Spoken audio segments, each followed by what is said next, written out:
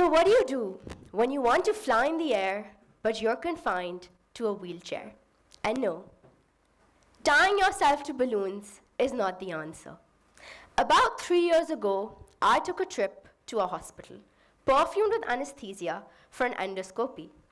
Now, for those of us who don't know what an endoscopy is, trust me, neither did I. I thought it was a disease. But this experience taught me that this is an endoscopy, essentially a non-surgical procedure used to examine the body's internal parts. Now, the few hours in the hospital were warped in confusion because the doctors couldn't discern the root cause of my indigestion. And amidst this confusion, there was fear. Fear of that tiny camera with a pipe which was about to be thrust into my esophagus. But in this moment, the only thing that I could think about was my mom, my superhero who was busy flying in the air. She's an air hostess, by the way. And what was most discomforting was the wheelchair ride, all the way from the operation room into my car. But even this excruciating ride taught me what it meant to be vulnerable, because I was on a chair and I longed for nothing more than to be in the air.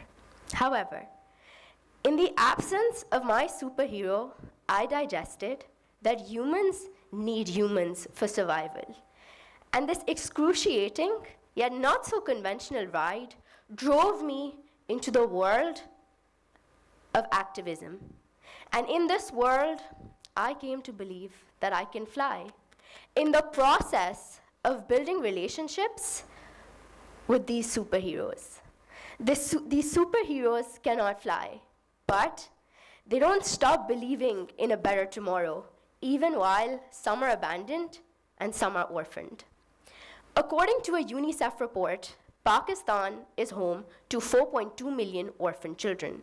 And these orphan children, under international law, are divided into two categories. They're either traditional orphans, who've lost one or both parents, or they're social orphans. That is, their parents are alive, but they've been unable to fulfill their roles, either due to illness or poverty. Now, as my friends and I gained the privilege of visiting a local orphanage, we were appalled because we witnessed a social reality that statistics had failed to reveal. These girls were suffering a dual sentence. They were not only orphaned, but they were being raised in shelter care. So let's take a minute to think about what this means.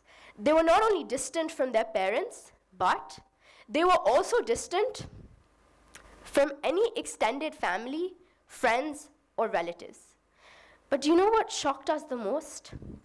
It was their faces beaming with the belief that one day, even if not that day, they would grow up to become lecturers or lawyers and fulfill their deceased parents' dreams.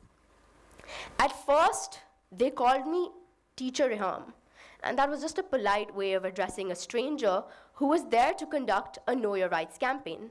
But gradually, over the course of 3 months, in conversations centered on human rights, in sharing our stories, and in celebrating festivals like Independence Day together, we became equals.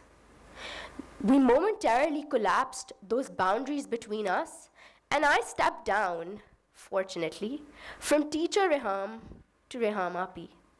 The symbiosis was complete, for in the process, as my new friends learned that they have rights as women, that they have rights as children, and that they have rights as orphans, I learned the power of belief.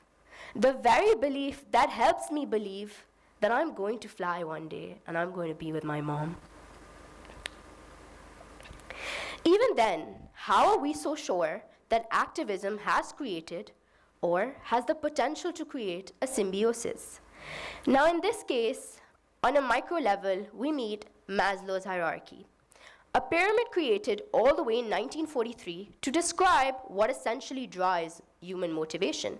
And we see that knowledge of one's rights are monumental to the process of self-actualization, the very self-actualization that prides itself at the top of this pyramid. And on the other end, In the attempt to fulfill this hierarchy, I have become enlightened on social realities previously alien to me, and maybe even alien to us all. From emotionally scarred orphaned girls to victims of acid attack and abandoned trans women, the knowledge of how these superheroes struggle to transcend class and gender boundaries has taught me belief. But interacting with them and building relationships with them has somehow kept me closer to my mom, a superhero just like them, except she was a teenage bride. In the larger context, in terms of the greater, more sustainable macro symbiosis, let's take a look at today's world. A world in which, theoretically, we're all born equal in dignity and rights. But as global poverty traps 600 million people, we see that our era is characterized by disparity. Disparity which exacerbates when individuals relate to ethnic minority, gender minority, or religious minority groups. And it's during these circumstances that we realize the importance of the symbiosis of activism, which will slowly, if not surely, help bridge these disparities. And on the other end, it is through engaging in activism that we humans become humanized. And this humanization helps us deal with the struggles and the anonymity of contemporary society. I mean, hey, even after the endoscopy, the doctors couldn't really discover what's wrong with my digestion.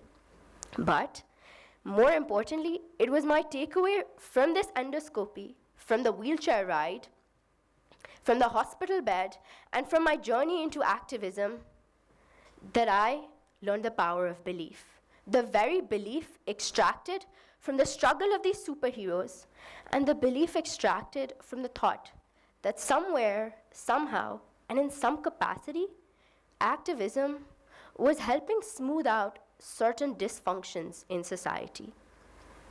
As the saying goes, we rise by lifting others. And so, this is what you do when you want to fly in the air, but you're constrained by a wheelchair. Thank you.